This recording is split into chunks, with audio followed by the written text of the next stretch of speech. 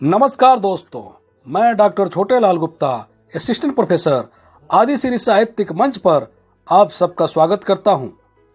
आज के ऑडियो व्याख्यान के अंतर्गत प्राकृतिक संसाधन के संरक्षण हेतु भूजल आपातकाल एवं समाधान विषय पर चर्चा करूंगा। किसी ने कहा है कि पानी है जीवन की आस, पानी को बचाने का करे प्रयास। देश के कुछ हिस्सों में बाढ़ की नौबत और लबालब भरे पानी के बीच इस प्राकृतिक संसाधन की किल्लत की बात करना कुछ लोगों को अटपटा सा लगता है, लेकिन मानव स्वभाव में ये निहित है कि जब किसी चीज का उसके पास आधिक्य हो जाता है, वह उसकी कद्र कम कर देता है। अगर उसी समय वह चेत जाए तो बाद के मुश्किल दिन की स्थिति सामने ही ना आए। बारिश के पानी की भी यही कहानी है।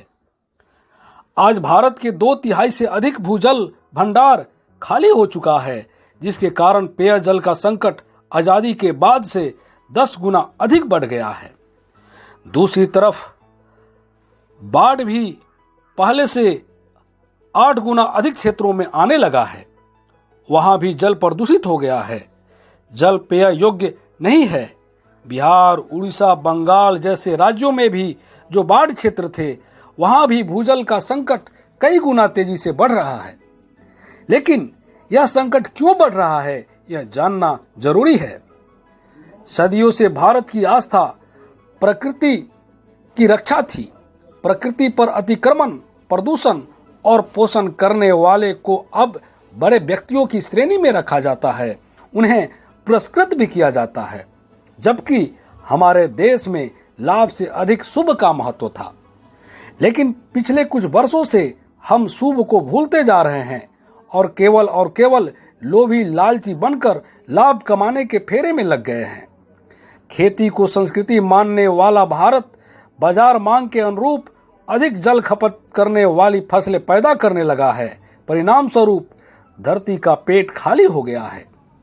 90% भूजल खेती में ही काम आ रहा है।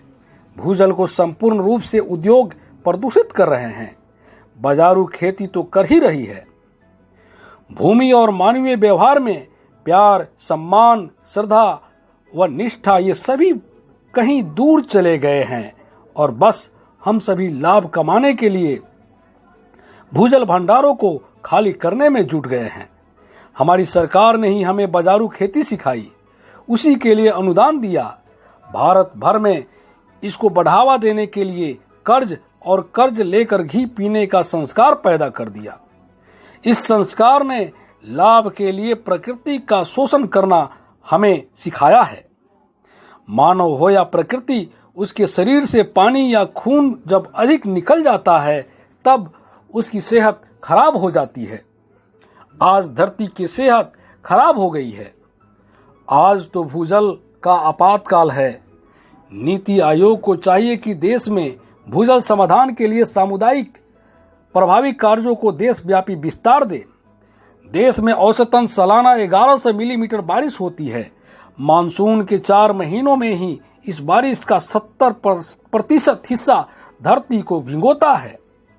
अगर हम इस बारिश के बूंदों को धरती के गर्भ में पहुंचाने में कामयाब रहे तो साल भर हमें पेयजल, सिंचाई जैसी किसी समस्या का समाधान न करना पड़े।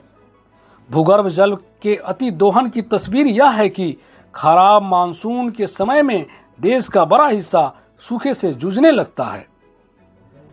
नीति आयोग का रिपोर्ट बताती है कि कम बारिश, अकुशल एवं बर्बादी वाले जल प्रबंधन और भूजल के अति दोहन के चलते देश की 12% आबादी को ही अभी तक पानी सुलभ हो पाया है। 2030 में देश में पानी की मांग वर्तमान में उपलब्ध आपूर्ति की दोगुनी हो जाएगी। गिनाने के लिए चुनौतियां अनगिनत है। बारिश की बूंदों को धरती के पेट में पहुंचाने का उपक्रम ही सिर्फ इससे निपटने का उपाय है। इसलिए पानीदार बनाना है तो बारिश की इन बूंदों को खेत में, तालाब में, कुओं और नदियों में, अन्य जल स्रोतों में सहेजें। वाटर हार्वेस्टिंग सिस्टम का भी इस्तेमाल करें। सतह पर जमा ये पानी बूंद बूंद रिस कर धरती की कोख को भरेगा, तभी साल भर पानी की किल्लत से छुटकारा मिलेगा। भूगर्भ जल को बचाने और उनके प्रति लोगों को जागरूक करने के लिए देश के सबसे बड़े प्रदेश में भूगर्भ जल संग्रह सप्ताह मनाया जा रहा है। इस अनमोल प्राकृतिक संसाधन को बचाने के लिए जल दिवस से लेकर ऐसे तमाम दिन तय किए गए हैं, लेकिन इन दिनों की सार्थकता तभी साबित होगी जब हम मन, वचन, कर्म से इस दिशा में आगे बढ़ेंगे। तो आइए बारिश की बूंदों को सहेज कर हम अपने देश को एक बार फिर से पानीदार बनाएं। जल संरक्षण है एक संकल्प, नहीं है इसका दूसरा कोई विकल्प। धन्यवाद।